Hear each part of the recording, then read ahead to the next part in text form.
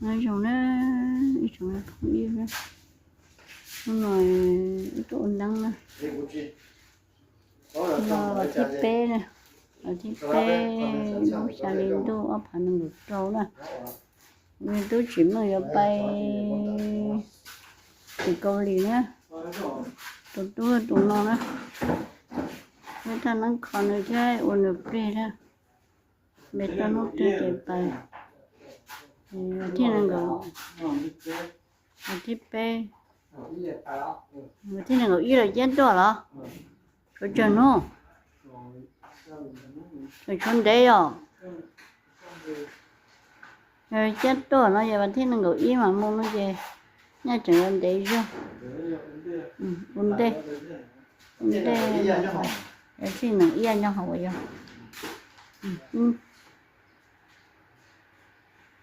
nếu ta nó còn thế ôn pli ha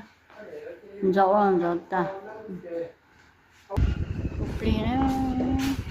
nó pli cho mà ôn nắng chỉ không bao giờ chứ nè ôn nắng chỉ cũng không bao giờ chứ không bao giờ để hộp pli món bùa là hộp pli để ôn nắng chỉ không bao giờ một kho để chơi đi nè bây giờ ôn nắng yêu bài Cali chế mà bây giờ một kho giờ sẽ cắn thế hòm bùa chế do không bùa chế nó bé châu sẽ chế mua bữa chè của lợi chế chỉ cắn thế nè ôn nắng chịu nó nè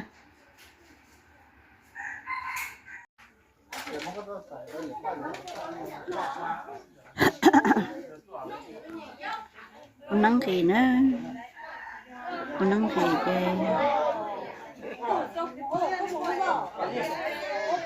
ôn mình tốt đi ta sẽ ở trong chỗ tốt quá cho nên là nó chứ là bé bán nào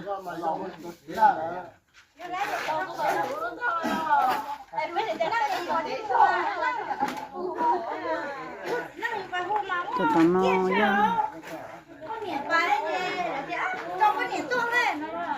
ở tụi tụi nó nhà ở tụi đánh luôn nhà chuyện nó ở tụi đánh nó có nông hành mình thôi mình lấy rồi nhá bữa về và mình xua rồi chứ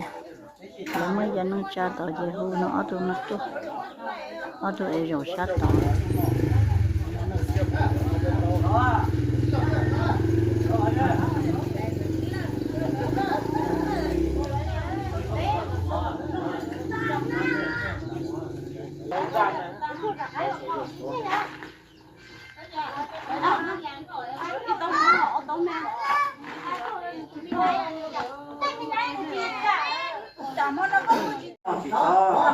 ôn nắng chè tôi để mình nhá đợt bé hồ nhá xong rồi nè cái sáng này ta thấy giờ chuyện được phụ bỏ chết sao chè hả cha này nó tôi muốn uống là có chỉ cho chè nó chè mình nhá hả cha còn nó còn em mất đời luôn bé nó chè nhưng mà tôi ở xem mất chè mất đời luôn bé hồ nhá xong rồi nè bỏ nó nè cho uống nó uống trà nè nó nè đón đôi trong xe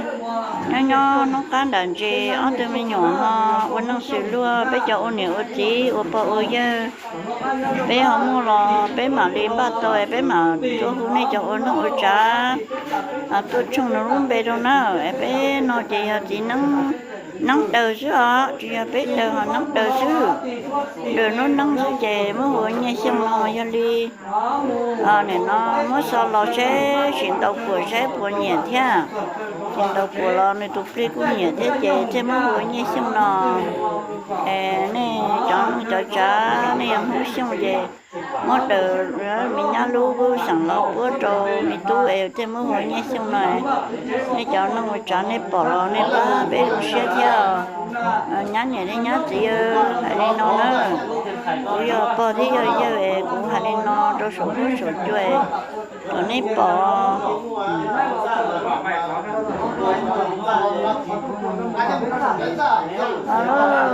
thế mình nhá nhẹ xong thế mình tu nhẹ xong rồi để nhẹ cắn bột từ lo xí gì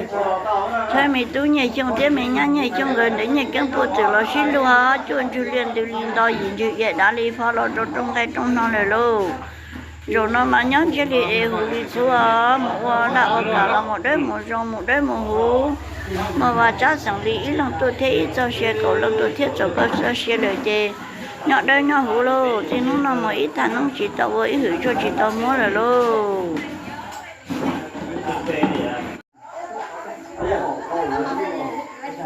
Dạ có dòng đấy nha. Có dòng về vô. Dạ có dòng đấy. Ngon thế mà.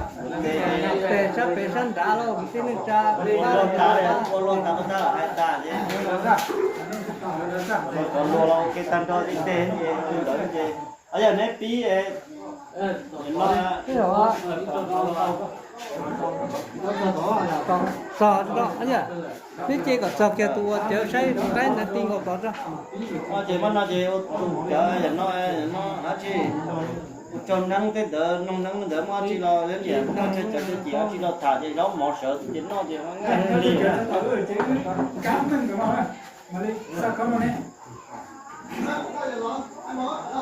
cái đó nó bỏ chồng đâu nè cái gì những mua nhà cái gì đó chờ tao nói tao ta chứ tao nói tao chua chỉ nếu mà chỉ là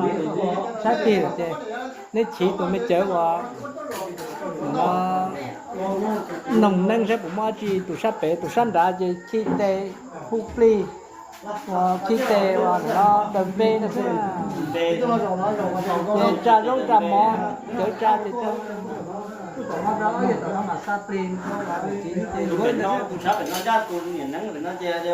cho nắng đấy cho tận nắng nếu cha giống cha mò kia tôi mình chỉ chi hoặc là che cho tụi mình thì lấy lòng như trong rồi đấy còn nó mỏ tôi gì đó mỏ sợ如果到好那就是我老婆这那个，咱都古上了，这家凉了，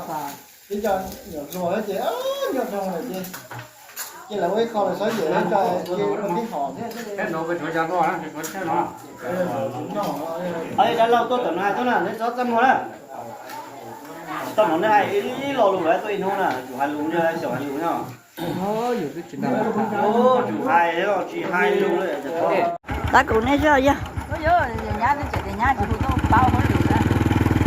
ta cũng nói cho bạn này đó